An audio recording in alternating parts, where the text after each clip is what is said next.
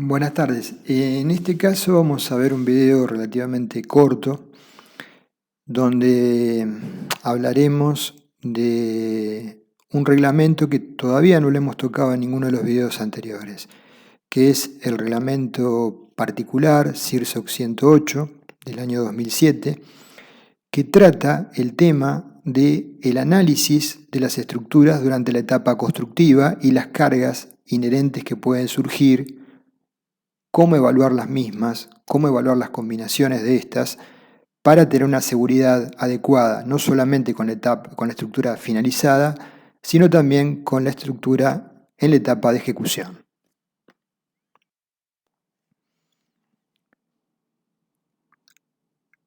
En el mencionado reglamento, que tiene un cuerpo reglamentario y un cuerpo de comentarios, se indica textualmente que los materiales acopiados se deben colocar sobre la estructura de manera tal que se minimicen los efectos de las cargas tempranas sobre la serviciabilidad o desempeño de la estructura terminada. Pueden generar dos tipos de problemas. Acopiar cargas sobre losas muy jóvenes. Problemas de servicio, deformaciones excesivas y cuadros de fisuraciones no previstos, y problemas más graves aún, como es eventualmente la falla por punzonado en el caso de losas apoyadas en forma directa sobre columnas o punzonado, generando colapsos localizados o colapsos en cadena progresivos. Hay que tener muy en cuenta, en cuanto a las condiciones de serviciabilidad, que el hormigón joven tiene un modo de elasticidad menor y por lo tanto las deformaciones a largo plazo pueden ser sustancialmente mayores a las previstas por colocar cargas en edades muy tempranas severas en ciertos sectores de la estructura.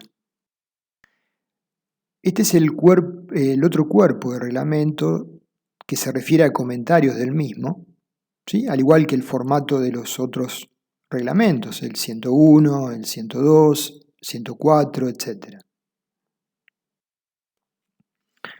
Hoy en día las estructuras cada vez son más desafiantes, la velocidad de ejecución de las mismas es una variable importante para lograr la economía de proyecto y la rentabilidad del mismo. Entonces esto hace que se deba analizar cada vez con más cuidado la seguridad durante este proceso y también la estabilidad en las distintas etapas constructivas de la estructura. O sea, uno muchas veces levanta el modelo del edificio en la etapa definitiva, lo evalúa con las gran cantidad de combinaciones de carga que hemos visto cuando analizamos, por ejemplo, las cargas de viento, y verifica que para todas esas combinaciones la estructura terminada sea adecuada. Pero quizás en la etapa constructiva, con la estructura, con algunos de sus elementos componentes no finalizados, presente una situación más crítica. En el mismo reglamento se hace un reconocimiento especial sobre el trabajo del AC 3702, que menciona el diseño de estructuras durante la etapa constructiva con las cargas presentes, ¿sí? Sobre el cual se ha tomado como base para la elaboración del mismo. Presentamos simplemente, para comenzar, el índice, capítulo 1, requisitos generales, capítulo 2, cargas y combinaciones de las mismas, ya hablaremos de ello, y cargas, capítulo 3, cargas permanentes y sobrecargas. Muchas veces hay que analizar con cuidado, por ejemplo, cuando estamos colocando volúmenes de hormigón importante, el peso de esos volúmenes de hormigón sobre qué elementos se transfieren de la estructura que ya tiene capacidad de soportar cargas. Capítulo 4, cargas de construcción, definiendo cargas debidas a materiales, a personal y equipamiento, que las denomina C sub P, cargas de construcción lateral, por ejemplo el empuje del hormigón, reacciones debidas al equipamiento, presión sobre los encofrados, aplicación de cargas. Y el capítulo 6 finalmente termina tratando el tema de cargas ambientales. Comenzando entonces, el objeto del reglamento es especificar los requisitos de mínima para las cargas de diseño actuantes en estructuras de edificios y otros tipos de estructuras similares encuadradas dentro de, por ejemplo, lo que es el reglamento CIRSOC 201-2005 durante la etapa constructiva.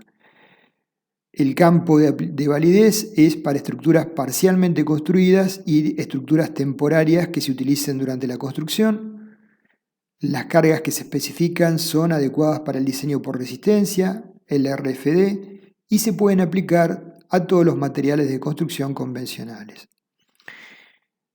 Como requisito básico, respecto a la seguridad, las cargas de diseño tienen que proporcionar un nivel de seguridad para las estructuras en etapa constructiva que sea comparable con el nivel de seguridad de las estructuras terminadas. Tener en cuenta el concepto que hemos mencionado en muchos videos de integridad estructural y tener en cuenta el fenómeno de servicio, es decir, que en esta etapa constructiva no carguemos y generemos deformaciones irreversibles, por ejemplo en sistemas de losas y vigas, que afecten la etapa posterior. Ampliando lo que es requisitos básicos y el tema, por ejemplo, de integridad estructural, la integridad estructural se debe asegurar mediante la adopción de una secuencia de construcción que evite la generación de partes vulnerables en la estructura parcialmente construida. Y menciona una serie de situaciones que hay que, como mínimo, considerar. Abajo marqué, y lo leo textualmente, para ciertas configuraciones las cargas actuantes sobre una estructura durante la construcción pueden superar las cargas sobre la estructura terminada y por lo tanto van a gobernar el diseño. Sobre el final de este video vamos a hacer un ejemplo de aplicación de esta idea que les menciono, ¿sí? Para que lo vean materializado numéricamente. Esta es una foto de la etapa constructiva del vertedero de una presa hidroeléctrica, donde se presentan todo este tipo de situaciones magnificadas porque las cargas de ejecución son muy severas. La denominación de las cargas, según el reglamento, D carga permanente, L sobre carga de uso sobre la construcción, ya lo conocemos. C sub D carga permanente de construcción para el peso de estructuras temporarias. CFML carga debida al material fijo, ¿sí? Por eso el subíndice F. CBML carga debida al material variable, por eso el subíndice B. Cargas debidas a los procedimientos constructivos, CP, cargas debidas al personal y equipamiento, CH, cargas de construcción laterales, CF, fuerzas debidas al montaje y ajuste, CR, reacciones debidas al equipamiento y C sub C, presión lateral del hormigón. Después vienen otras cargas, las que son debidas a cargas ambientales, ya las conocemos a todas, así que no vale la pena repetir. Con respecto a las cargas permanentes, las define como el peso de la construcción permanente existente en el lugar en el momento particular de la secuencia de construcción que estamos analizando. O sea, estamos hormigonando la losa del piso 10, apoyándola sobre la losa del piso 9.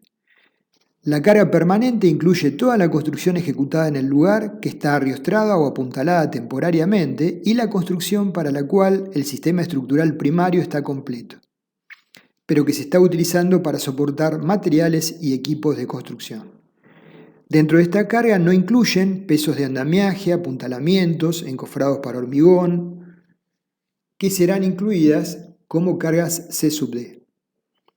En cuanto a las sobrecargas de uso durante la construcción, la sobrecarga de uso de la construcción L es la carga producida por el uso u ocupación de la estructura que esté en construcción. Estas cargas pueden ser impuestas a la construcción en el lugar, sobre estructuras parcialmente demolidas o sobre estructuras temporarias, y la sobrecarga L puede variar en las diferentes etapas de la construcción.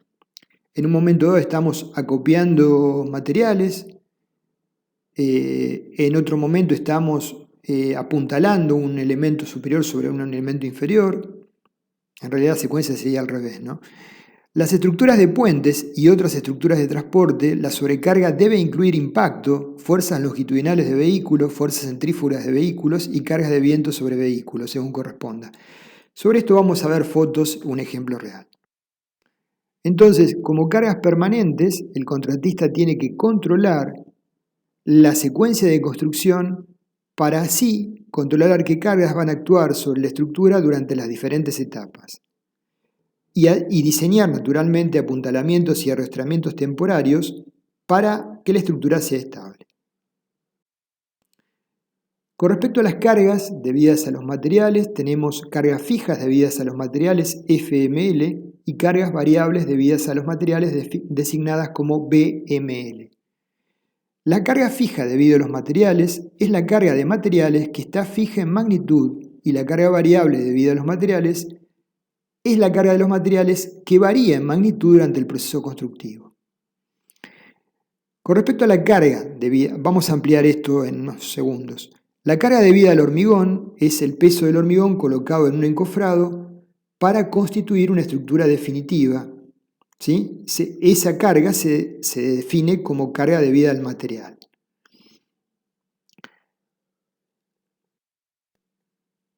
Entonces, con respecto a la definición de cargas FML y BML, tenemos que considerar lo siguiente. El proyectista o diseñador debe determinar si la carga de material superpuesta durante el proceso de construcción es esencialmente fija en magnitud, si es variable o si se puede ajustar durante el proceso de construcción. Por ejemplo, la carga de encofrados se convierte en FML una vez que están instalados, fija, y la carga generada por el hormigón durante la colocación del hormigón fresco se considera BML. La carga causada por la colocación del hormigón se considera BML porque el hormigón fresco puede ser acumulado en un espesor mayor que el de la losa terminada, es decir, descargamos con el balde y tenemos un volumen de hormigón naturalmente mayor, localizado, que el espesor de la losa de hormigón fresco. La distinción entre FML y BML no se realiza en función de la ubicación o posición sobre la estructura, sino más bien en función de la variabilidad de la carga.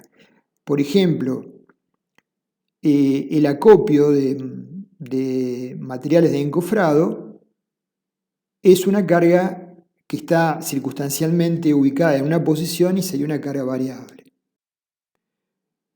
Entonces, es lo que decimos acá, el acopio de existencias de cualquier material se considera BML como andamios, encofrados, barras de armadura también, para colocar y armar vigas, losas, columnas en un determinado nivel de losas, tableros metálicos, barriles, tabiques, ladrillos, placas de cielo raso. Algunos materiales tales como andamios y encofrados se consideran BML cuando están acopiados en depósito, pero se pueden considerar FML cuando están en la posición final, como ya lo dijimos. El proyectista o diseñador tiene que recurrir a su juicio profesional, a su buen criterio, para determinar si el material acopiado se puede considerar como una carga concentrada o bien como una carga uniformemente distribuida. Acá estamos viendo el proceso de ejecución de una losa, de un puente, sobre el vertedero durante el proceso de armado, donde hay losetas de encofrado perdido, ¿sí? El peso de la armadura y se va a colocar el hormigón fresco más los equipos de hormigonado. Con respecto a las cargas debidas al personal y equipamiento, denominadas C/P, estas se deben considerar en el análisis o diseño de una estructura temporaria o parcialmente construida. En el análisis tenemos que evaluar si el diseño va a estar gobernado por una carga uniformemente distribuida o por una carga concentrada debido al personal y al equipamiento. De ambas, la que genere la condición más desfavorable para servicio o bien para resistencia será la carga dominante. Las cargas debidas al personal y equipamiento que se utilizan en el diseño o análisis de una estructura temporaria o parcialmente construida tienen que ser las máximas cargas que probablemente se generen durante la secuencia de la construcción. Como cargas uniformemente distribuidas, dijimos que se pueden evaluar como cargas uniformemente distribuidas o como cargas concentradas. Vamos a ampliar esto. Como cargas uniformemente distribuidas, tenemos que evaluar las que den como resultado fuerzas y momentos, flectores envolventes pésimos, ¿sí?, que resultarían equivalentes de aplicar cargas concentradas que puedan efectivamente suceder. En cuanto a las cargas concentradas, el proyectista o diseñador tiene que adoptar una decisión importante cuando elige la categoría de carga concentrada, tal que se ajuste debidamente al proceso de construcción del proyecto. Las cargas concentradas debidas al equipamiento constituyen un tema serio, dado que se debe considerar un tipo de equipo que se va a utilizar para cada operación de construcción, su ubicación y su carga. En cuanto a cargas concentradas, en el artículo 433 tenemos la tabla que vemos, cargas concentradas mínimas debidas a personal o equipamiento, ¿sí? La carga en kilonewton y el área de aplicación mínima. Esta es una situación real que me tocó analizar y luego estar en la dirección de obra para controlar que se ejecutara correctamente. Es una carga concentrada debido a la ejecución de otra parte de la estructura que se aplica sobre losas de puente parcialmente ya ejecutadas. En este caso, las cargas generadas en esta etapa constructiva eran las más severas que este puente tenía que soportar y por lo tanto condicionaban totalmente el diseño del mismo. Una grúa American de 120 toneladas que tomaba sectores de las compuertas radiales del vertedero ubicar aguas abajo, de 30 y pico de toneladas, lo tomaban desde un carretón en el sentido del eje del vertedero, giraban 90 grados hacia aguas abajo y lo ubicaban aguas abajo, armándolo en diferentes secciones para armar la compuerta radial. Eso apoyado en 4 patas, en la peor situación, 2 de las mismas transferían la totalidad de las cargas a los puntos particulares sobre los cuales se iban a apoyar en la losa del puente. Pero naturalmente nosotros sabíamos la geometría y sabíamos las máximas cargas que había que amplificarlas por un coeficiente de impacto, dinámicas. Pero no teníamos una ubicación precisa de dónde se iban a presentar los equipos, la grúa, en cada una de las secuencias de operación para cada uno de los vanos del vertedero. Entonces, como carga concentrada ya vimos los valores, acá menciono la foto que vimos. Este es otro proceso de esa secuencia, el izaje desde el carretón de un segmento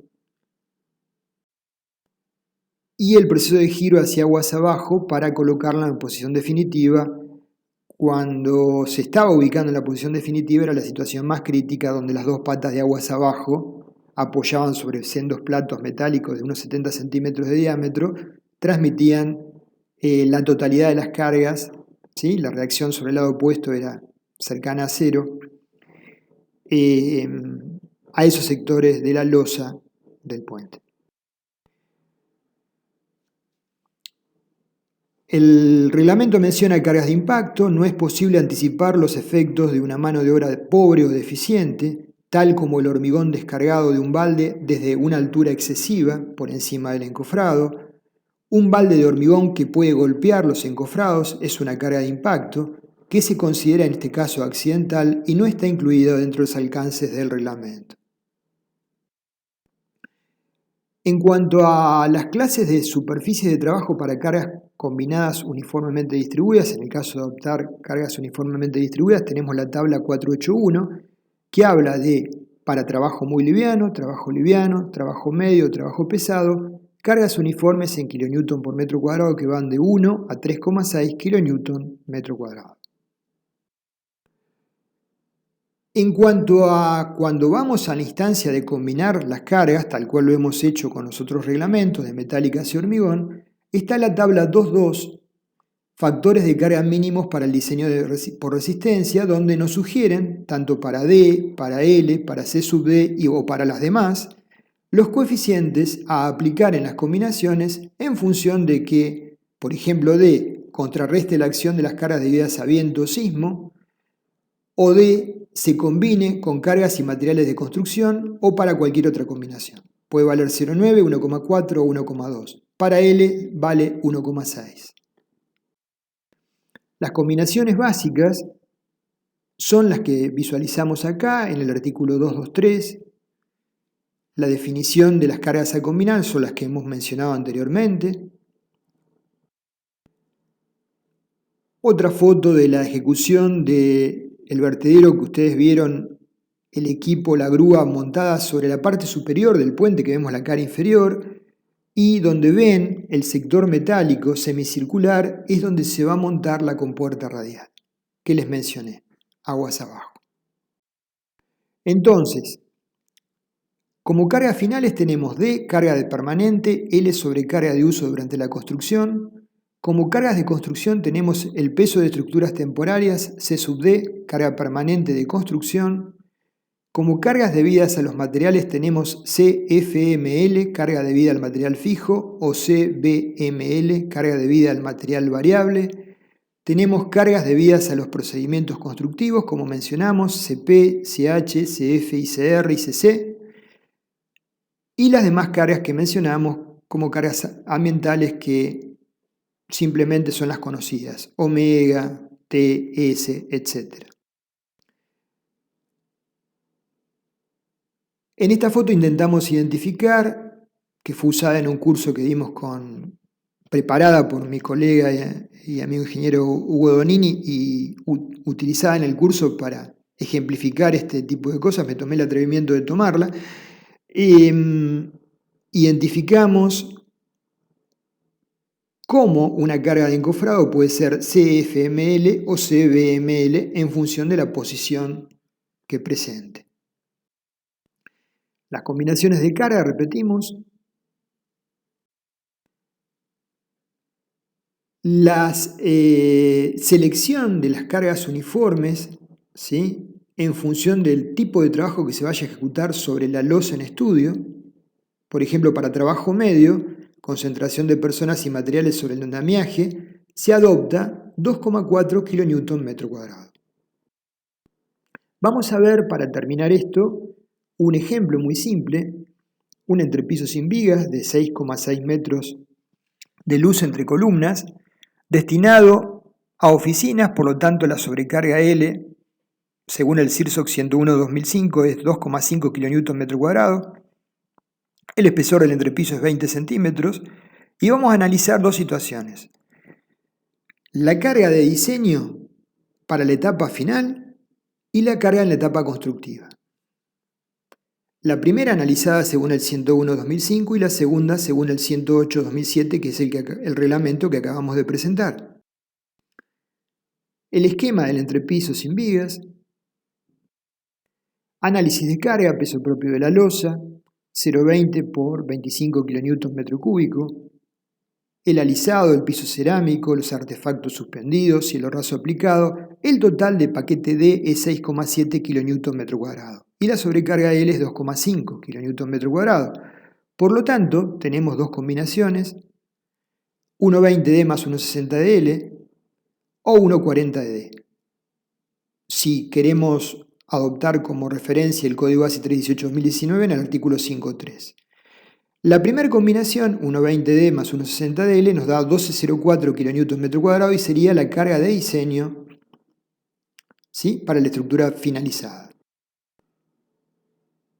Si consideramos de forma aproximada el proceso constructivo, tomando como peso propio de la losa hormigonar, según el peso específico del hormigón, 0,20 por 25 kN/m³, CBML sería 5 kN/m², materiales personal y equipos de hormigonado para trabajo medio, como vimos recién en la tabla, CP 240 kN/m², y el peso propio de la losa ya hormigonada D igual a 5 kN/m², entonces, analizando las diferentes combinaciones de carga del 108-2005, vemos que U igual a 1,20D más 1,4 de CBmL más 1,6 de CP nos da 16,84 kN/m². Frente esto para la etapa constructiva, frente a la situación para la estructura finalizada de 12,04 kN/m². Es doblemente desfavorable. ¿Por qué?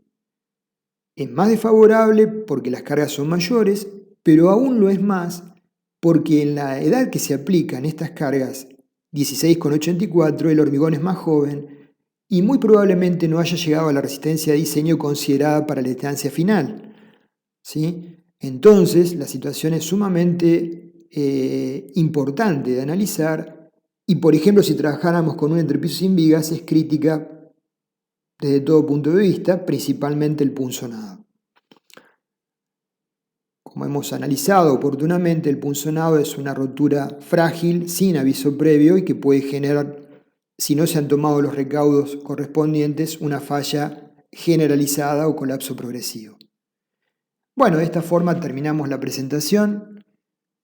Este es un reglamento muy interesante de evaluar y sugiero que en nuestros proyectos lo consideremos en la etapa de desarrollo de los mismos. Gracias.